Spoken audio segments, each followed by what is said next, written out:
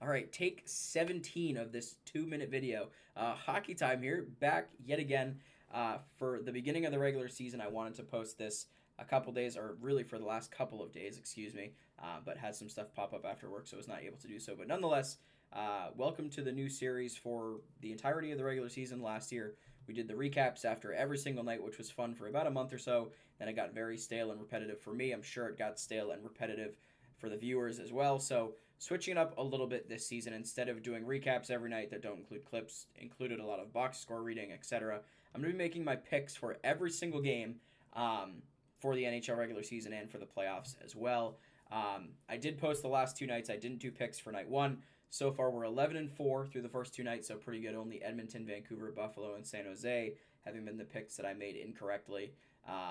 And yeah, I think this will just allow me to do a little bit of coverage of the previous night's games, talk about the storylines like Sasha Barkov's injury last night, for example, and then also be a little bit more interactive with what I think is going to happen in these games. So tonight, four games: Tampa visiting Carolina, Chicago visiting Winnipeg, Philly visiting Vancouver, and St. Louis visiting Vegas. The goalies for each of these likely to be Vasilevsky, Anderson, Soderblom, Hollebuck, Ersson, and Lankinen, and then Binnington against Aiden Hill.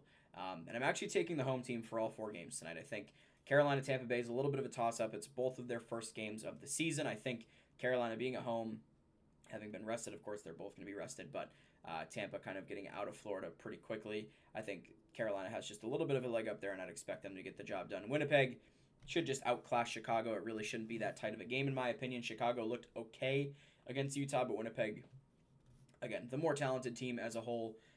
And they looked very, very good against Edmonton the other night. Vancouver, a similar deal. I think Philly's probably going to be a bit more competitive of a team than Chicago will, but I think Vancouver, especially after their ugly loss against Calgary on Tuesday, will be looking, or Wednesday, whichever night that was, they'll be looking to bounce back for sure.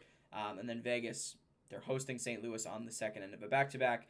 They do have Binnington in net, so it'll be a little bit more advantageous than a typical back-to-back for the Blues, but I do still think Vegas is going to get it done. So those are my four picks for tonight. 11-4 headed in. Where do you guys think I'll end up tomorrow afternoon when we go through these picks? Let me know in the comments section down below, and let me know any ideas you'd like me to potentially introduce for this season. Again, there will still be power rankings. We'll still do kind of like various one-off content throughout the season, but this is going to be kind of the new staple rather than the recap. So let me know what you think. Leave a like if you enjoyed it. Subscribe as well. It's free, and we'll talk to you guys tomorrow to go back over these picks.